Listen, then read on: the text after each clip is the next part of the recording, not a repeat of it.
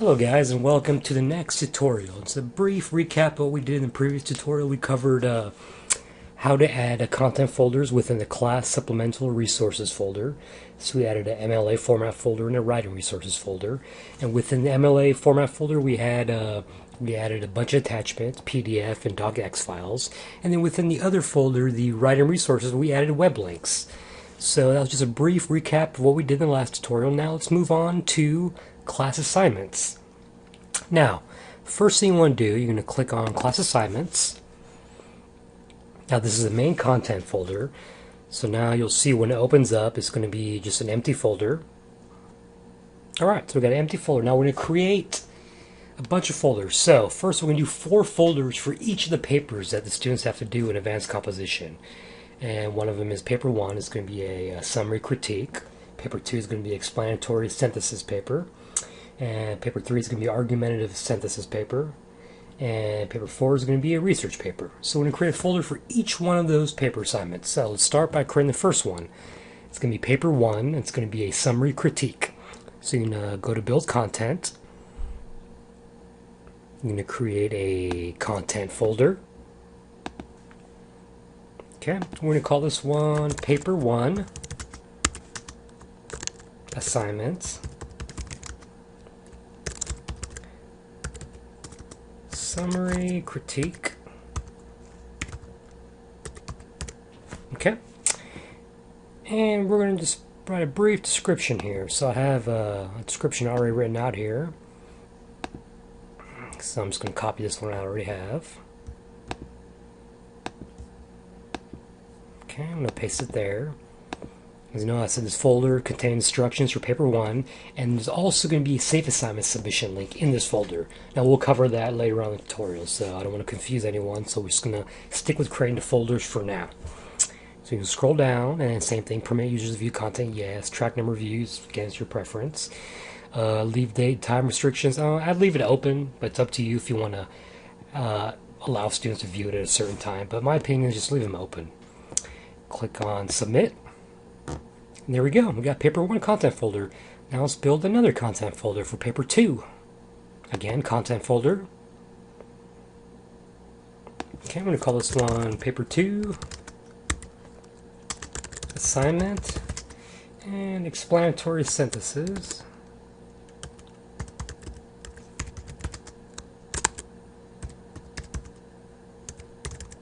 Okay. And we're going to pretty much put the same thing that we did for in the other folder. Just going to change this to paper 2. Again, you can write whatever you want here, but this is a description I put for the sake of this tutorial. Go down, and same thing for this as the other one. Click on submit. There we go. We got paper 2 folder. Now, let's do another folder for paper 3. Again, content folder. Okay, I'm going to call this one paper 3 assignment and argumentative synthesis.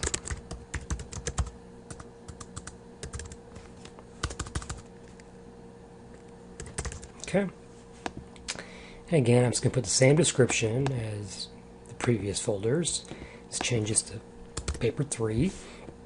And again, you can put whatever you want here.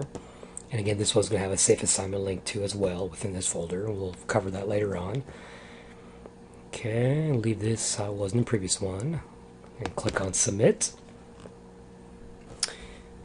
There we go. We've got paper 3 folder. Now let's do one for the last paper, paper 4. Again, I'm going to build content folder. Okay, I'm going to call this one paper 4. Paper 4 assignment. And I'm going to call this one the research paper. Again, I'm just going to paste the same instructions there, or the same information. Let's change this to paper 4. Scroll down, and this stays the same as the previous folders we created. Click on submit. That's it. So we've got folders for every paper now. So we've got 4 content folders within the main class assignments content folder. Alright. Okay, we're going to add another folder, but this is going to be a course link folder to the discussion board. So, what we're going to do is we're going to go to Build Content, And we're going to go down and we're going to do a course link. Click on that. So pretty much we're going to do a course link to the discussion board. So we're going to click on Browse. And once you click on Browse, it's going to pull up all the folders within your course that you've already created. As you can see, we've got everything Paper 1, Paper 2. So we're going to look for the class discussion board right there. So we're going to check that. Class discussion board. We're going to leave the name there, and there's a location. And we're going to go down, and I've got some brief instructions that I just copied to a Word document. I'm going to copy and paste. It's right here. I'm going to copy that. Okay, and just paste it.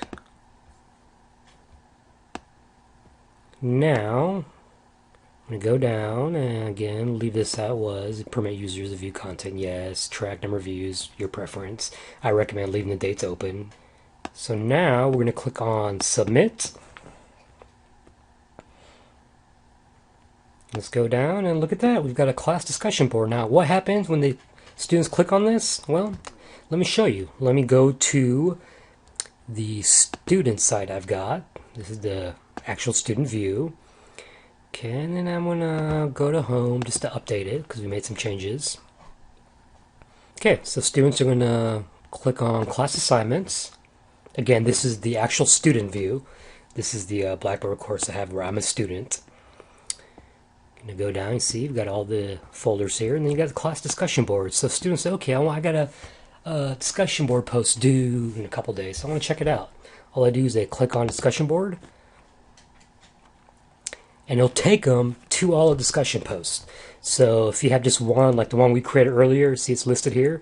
And if you want to create multiple ones, it'll list all of them. So since we only have one created, it's only listing one. So pretty much that is just a link to the discussion board page to where all your posts are located. So that's it. Let's go back to the instructor view. Alright, so now in the next tutorial we're going to actually put content within each folder. So I kind of want to separate this.